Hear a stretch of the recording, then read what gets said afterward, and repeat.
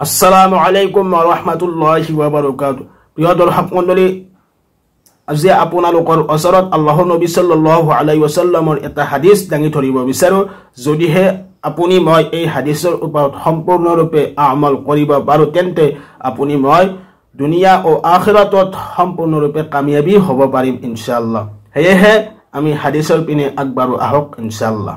হযৰতে উসমান ৰাদিয়াল্লাহু তাআলা আনহুৰ পৰা বৰ্ণিত, তেওঁ কৈছে যে মই ৰাসূল আকৰাম সাল্লাল্লাহু আলাইহি ওয়াসাল্লামে কোৱা শুনিছো, যিজন ব্যক্তিয়ে তেওঁৰ মৃত্যুৰ সময়ত অতি পৰিষ্কাৰকৈ জ্ঞাত হয় যে এজন আল্লাহৰ অবিহনে আন কোনো মাবুদ নাই, নিশ্চিতভাৱে সেইজন ব্যক্তি বেহেশতত প্ৰৱেশ কৰিব। এইটো মুছলিম শৰীফৰ হাদিস হয়।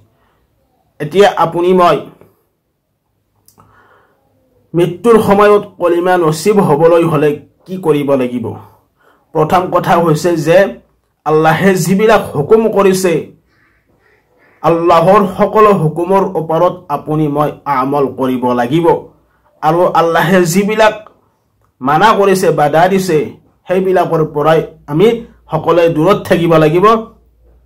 সেই বস্তুবিলাক যিবিলাক আল্লাহে বাধা কৰিছে, মানা কৰিছে, সেইবিলাক সম্পূৰ্ণৰূপে আপুনি মই ত্যাগ কৰিব লাগিব।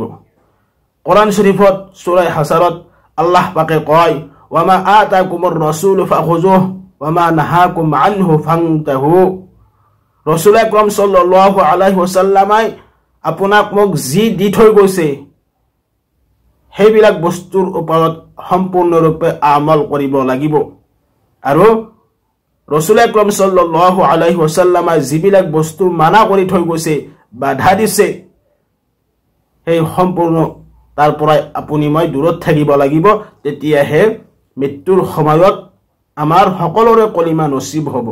এতিয়া আমি দুনিয়াৰ বুকুত থাকোঁতে সেইজন আল্লাহে যিবিলাক হুকুম কৰিছে, সকলো হুকুম আপুনি মই মানিব লাগিব, আমল কৰিব লাগিব।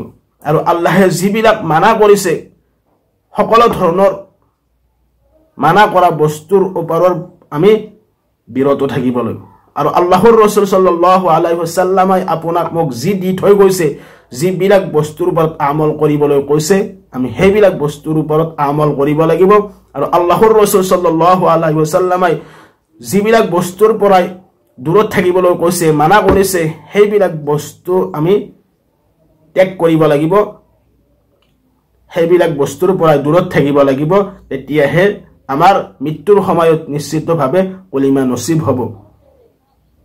হেয়েহে আমি সকলোৱে যাতে আল্লাহ আৰু আল্লাহৰ ৰাসূল সাল্লাল্লাহু আলাইহি ওয়াসাল্লামক ৰাজি খুশি কৰি দুনিয়াৰ বুকুত আমি ইন্তেকাল হৈ যাওঁ, তাৰে বাবে আমি মেহনত কৰিব লাগিব। আল্লাহৰ ৰাসূল সাল্লাল্লাহু আলাইহি ওয়াসাল্লামৰ সুন্নাত মোতাবিক চলিব লাগিব। আল্লাহৰ সম্পূৰ্ণ হুকুম আহকাম সময়মতে আমি আদায় কৰিব লাগিব। আল্লাহ পাকে আমালোকক সকলোকে এই হাদিসৰ ওপৰত আমল কৰাৰ তৌফিক দান কৰক। আমিন।